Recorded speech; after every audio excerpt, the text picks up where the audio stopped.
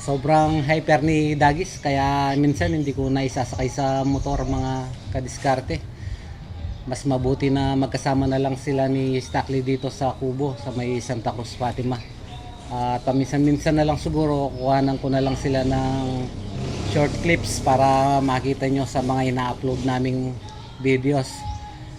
At nga pala gusto ko nang magpasalamat sa ating mga sponsors para kay Pepito, yung mga nagpaabot po ng pera para maidala ko si Pepito alas sa vet. So yun, naganap na nga po at kakauwi lang namin. Hinatid ko muna si Pepito dito sa bahay kasama si Stackley at si Dagis. Bali natutulog po ngayon si Pepito dahil siguro sa kanyang mga bakuna. At yun, salamat sa mga nagpaabot ng pera, lalong lalo na po sa pamilyang Musni, sa pamilya ni Mr. Roy, kay Ate Gemma, kay TJ, yung katulad po nila Teddy na may 4 na paa. TJ anak, God bless you. Sana pagpalain ka ni Lord ng malakas na pangangatawan palagi at i-bless ka niya. Loobin sana ni Lord na makasama mo yung mga mami at daddy mo sa mahabang panahon. Ayan, God bless you anak TJ. Salamat pong muli sa pamilyang Musni sa pamamagitan ni Mr. Roy, kay Kuya Roy. Ayan, sila po yung mga kauna-unang nag-sponsor at para makilala tayo pagdating sa mga pagkain na pinapadala. Pinasasalamatan ko yun dahil sa marami po akong alaga dun sa Kubo sa pamamagitan po ng pagbibigay niya ng tulong, pambili ng bigas monthly, ay nagagampanan ko po yung pagpapakain sa kanila at hindi po sila nalilipasan ng gutom. Ayun, siguro darating din yung time na kapag niloob ni Lord na dumami yung mga views natin, siguro masayang masaya ako kapag nanggaling na mismo sa sweldo ko yung pinambibili ko ng bigas nila at ulam. Sana mangyari yon. Pero as of now mga kadiskarte, pinasasalamatan ko ng taus puso yung mga taong gumagabay muna sa akin habang nagsisimula pa lang ako sa ganito. Ayan, unang-una nga po yan sa pamilyang Musni from New Jersey. Shoutout kay Kuya Roy, Ate Gemma, kay TJ Pogi, sa anak nila kay Lindsay, kay Lawrence. Ayan po, God bless you all po. And also salamat po sa pangalawang nagbigay sa perang sitka mo Dagis, sitka meyak hyper na ka naman, kay Ate Ranilyn Jordan. Nagpasabay din po siya ng pera. Bale ang total po ng pinadala ni Ate Ranilyn ay 5,000 pesos. At yun nga po sa pamilya Musni ay 10,000 pesos, bali $10, bali 15. At mayroon pa po nagpahabol ng 1,000 kay Ate Marilu Cielo Agpalo. Ang total po na pera para kay Pepito ay 5,000, then 1,000, 6,000. Bali po kasi dun sa 10,000 na pinadala ni Ate Gemma at Kuya Roy, tag 5,000 po sila doon. May po yun, may paglalagay yung iba. So bali ang 5,000 para kay Kuya Roy sa mga advance na pambili ng bigas at pagpapadugtong ng kuryente sa aking kubo. At yung sobra allowance ko daw kapag nagbibiyay kami ni Teddy, halimbawa may mga aberya or may gusto akong bilhin sa daan, may mabubunot pa akong extra money.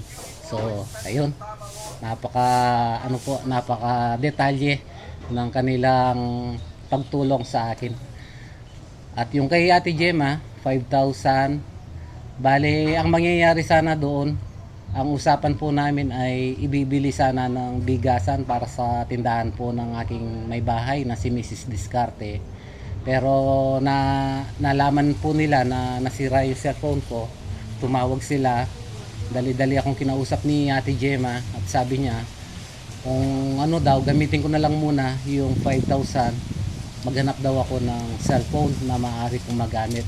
Kasi nga, kung hindi ako makakapag-vlog, medyo matatagalan naman kung wala akong gamit na cellphone. Kaya po ito sinasabi mga kadiskarte, hindi lamang po sa pagmamayabang o ano. Gusto ko lamang po maging transparent at sa mga nagbibigay ng tulong para hindi po sila mawala ng tiwala sa atin. So ayun, 5,000 sa madalit salita ay na-cancel po yung bigas na para sana kay Mrs. Discarte at pinagamit muna sa akin.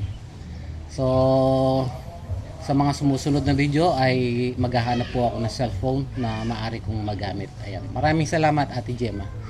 At lastly kay Ate Ranilyn Jordan, marami rin po siyang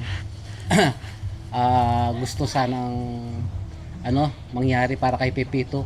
At ang nakausap po siya, ako na daw ang bahala. At yun nga, 5,000 para sa kanya.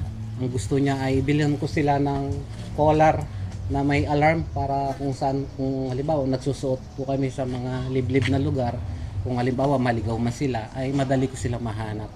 Try ko po makahanap nung ganun. As of now, ang binili ko Ate Ranilyn para sa kanila ay ito nga, yung damit ni Dagis, ni Stackley, at yung collar na muna ni Pepito.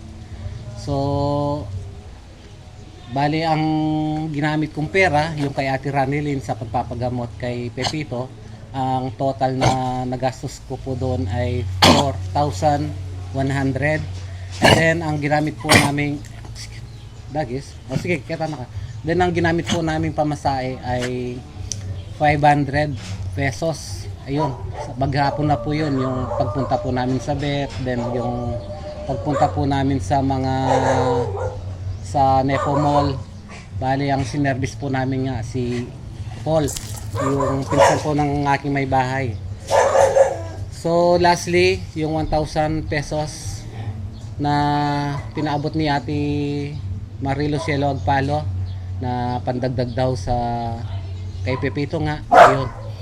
So ayun mga diskarte, sana po malinaw ang mga nagbigay. Bale 6,000 yung para kay Pepito, yung 5,000 kay Ate Ranilyn, 1,000 kay Ate Marilu Cielo Agpalo. At yung inuulit ko lang yung 10,000 na mula kay Mr. Roy, kay Kuya Roy, kay Ate Gemma. Meron pong ibang bagay na mapaglalagyan. So ayun mga kadiskarte, at muli gusto kong pong magpasalamat sa mga solid supporters ng Diskarte channel.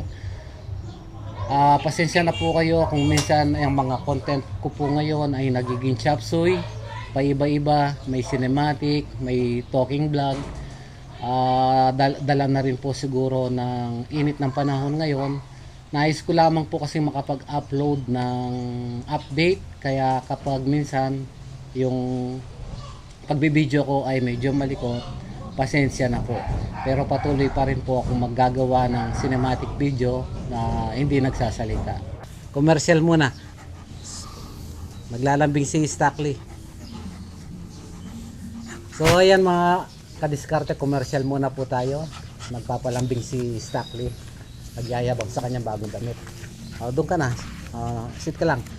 Gusto ko na rin magpasalamat nga pala sa mga nagpaabot ng pera para madugtungan po yung buhay ni Popoy, para makasama ko po siya ng mga ilang araw.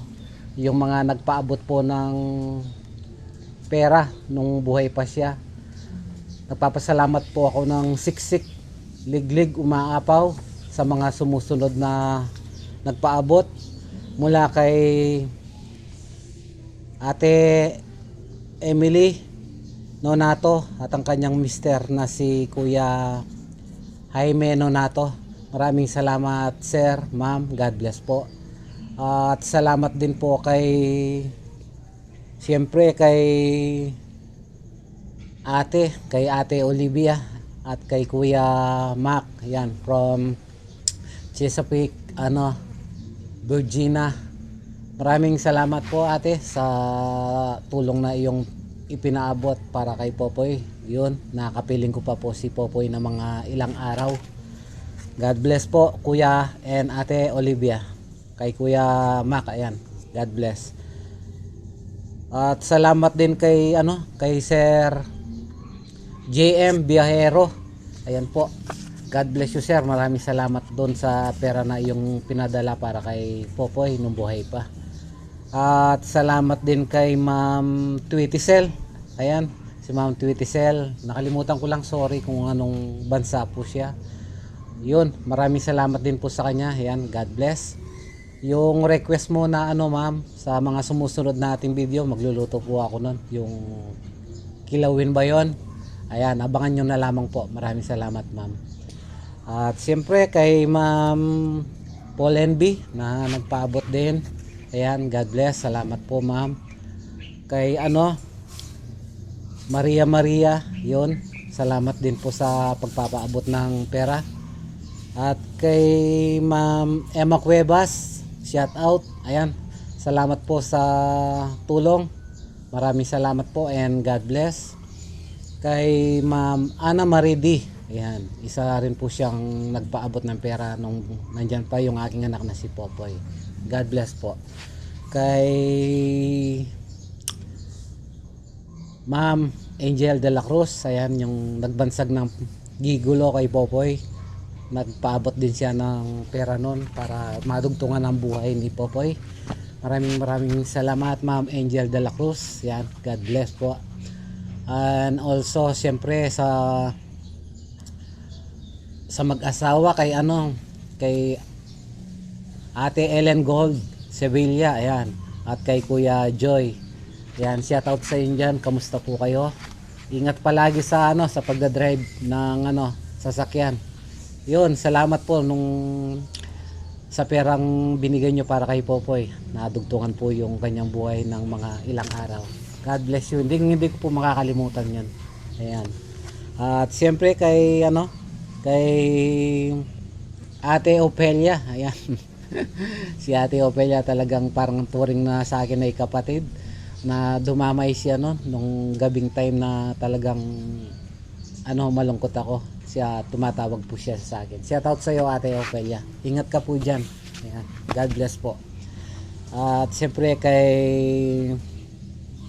Ate Lorena Lungkay, ayan, shout out. Maraming salamat, kapatid. At yun, shout out ko na rin yung asawa ni Ate Ranilyn Jordan, kay Kuya Larry Jordan. Ayan.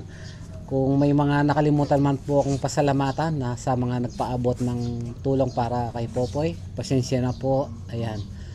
At siyempre, hindi ko makakalimutan na pasalamatan ang ating mga solid na supporters sa Diskarte Channel, yung mga laging nanonood at hindi po nag-skip ng ads. Malaking tulong po kayo para sa amin. Ayan. Maraming salamat sa lahat ng sumusuporta sa aming channel. Ayan po. Kita-kits na lamang po tayo sa next video. Mag-ingat lang po tayo palagi. Ayan. Wala na kaya akong nakalimutan.